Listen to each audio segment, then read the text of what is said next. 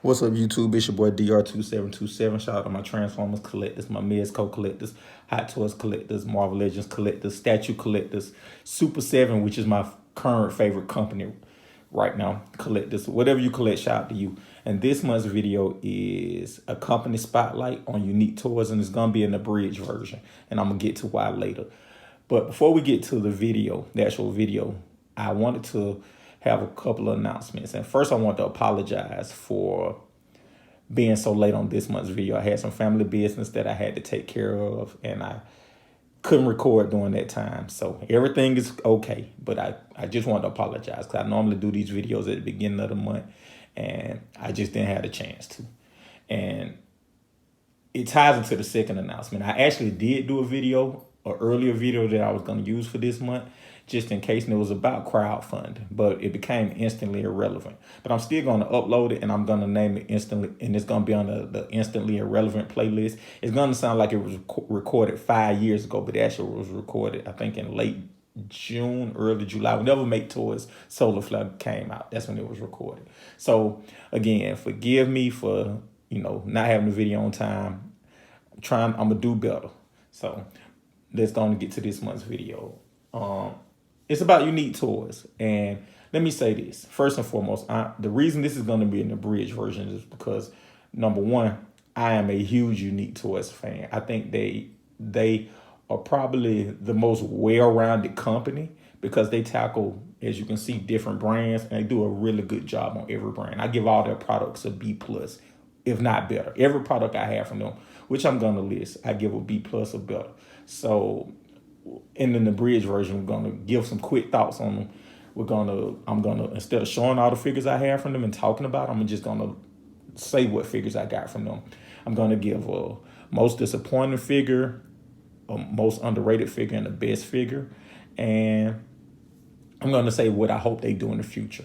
So let's go on and get started. Unique Toys, everybody who knows them know that they work closely with DX9. And the thing that's unique about those companies is that besides like Hasbro to Car, they're one of the few companies that tackle multiple brands.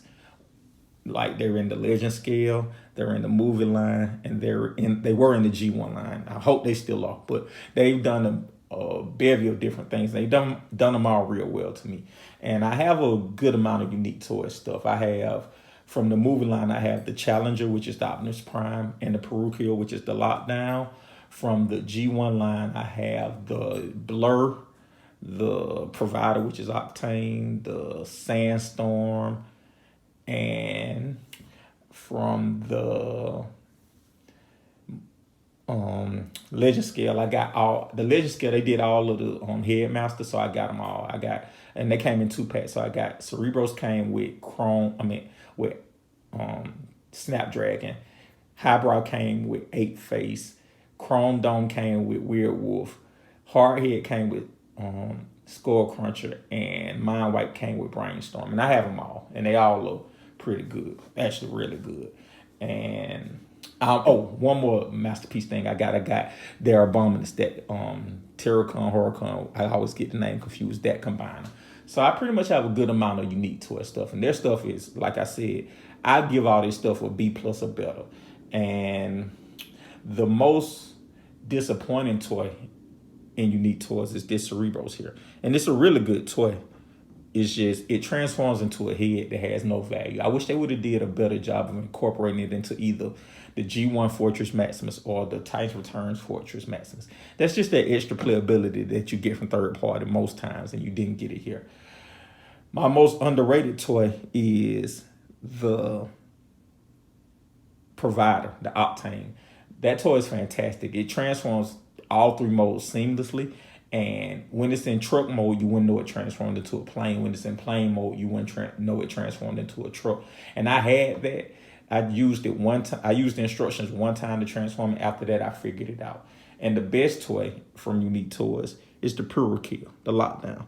I think this toy is absolutely fantastic. It has probably the most interesting transformation in all of my Transformer collection. I have probably well over 150 figures. It has the most interesting transformation, even though it's a dark black figure, which normally tends not tends to fade away in the shelf. It has presence. It still looks good. So they do a really good job with the movie series in general, and all of their movie figures have an interesting transformation. I know they got the Megatron coming out. I'm probably not gonna get that, but it's gonna have a great transformation. So if I could recommend. If I could recommend one toy from Unique Toys, it would be Perukia. But if you're a G1 purist, I would go with the Blur. Like I know Fans Toys is releasing their Blur soon, but I can tell you now, I will not be replacing the Unique Toys Blur with Fans Toys Blur. I'm gonna buy it, but I'm gonna keep it in the box and just maybe use it as a desk toy. Because Unique Toys Blur is gonna be the one that's in my proper display.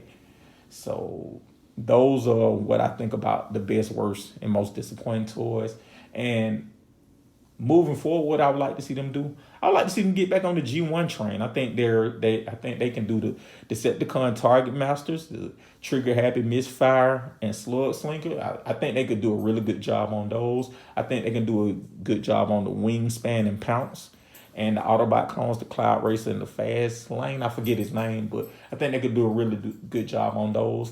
If they want to get back into combiners, oh yeah, they got the Bruticus. I don't have their Bruticus, but they know how to do a combiner. I would like to see them do the Technobots.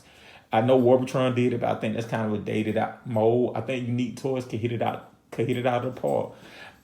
For the toys in general, I wish they would use more metallic paint on their masterpiece scales items, because the Perukia has some metallic paint and more die cast, and the parts that are metallic painted die cast are like, wow. I just wish they used more of it. And on the other products, the other MP products, they use paint. I just wish they use a metallic paint. And for the Legend scale, I just wish they use more paint in general. I know it's your Legend scale, so people are like, whatever. But Iron Factory has shown that paint can really give these things a real premium finish and make them look way more than what they are. So I like Unique Toys. Like I said, they are probably the best overall company because they do the best products in multiple spaces. So I'm probably a fanboy on the low. Well, not on the low. I'm a fanboy of Unique Toys. So my opinion is going to be blurred a little bit.